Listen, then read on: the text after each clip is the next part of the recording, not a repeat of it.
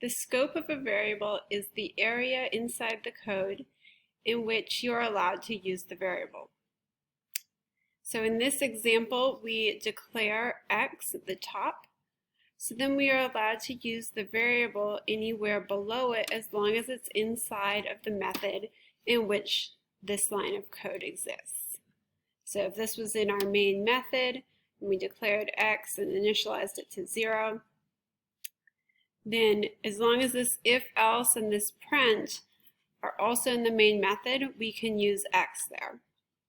We can't use x anywhere above it. So we say the scope of x is inside of main below where it's declared. Again, assuming that all of this code is inside of main. So we can use x inside of our if, we can use it inside of our else, we can use it after the if else, all of that is fine. In this example, we declare x twice, which generally, if you didn't do this inside of an if else, would cause an error saying that you've created two variables with the name x. But here it's actually okay, because when you declare a variable inside of an if statement, as we do here, the scope of that variable is only inside the if statement. So we declare x inside of this if, so it only exists until the end of this curly bracket for the if, and then it doesn't exist anywhere else.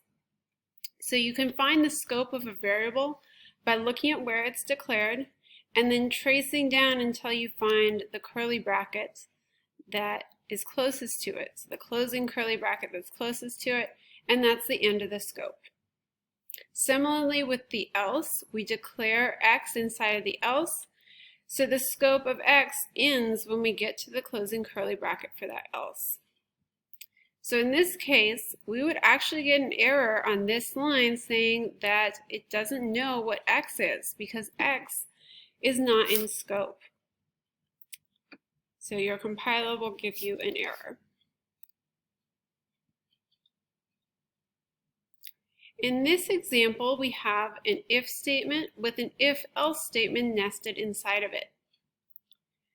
In our if, we declare our Boolean a. So the scope of a is this entire if statement. So we trace down from a, and we don't find the closing curly bracket. Even though there are closing curly brackets here, they align with opening curly brackets that come after a. So we're looking for the closing curly bracket that matches with the one right before we created a, so that's this one. So that's the scope of a. We can use a anywhere in this section of code.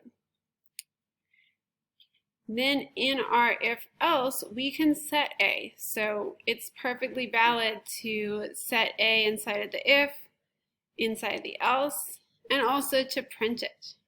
So this is a solution to the problem of how do you print a variable that has been set inside of an if-else. You just have to make sure that you declare that variable outside the if-else.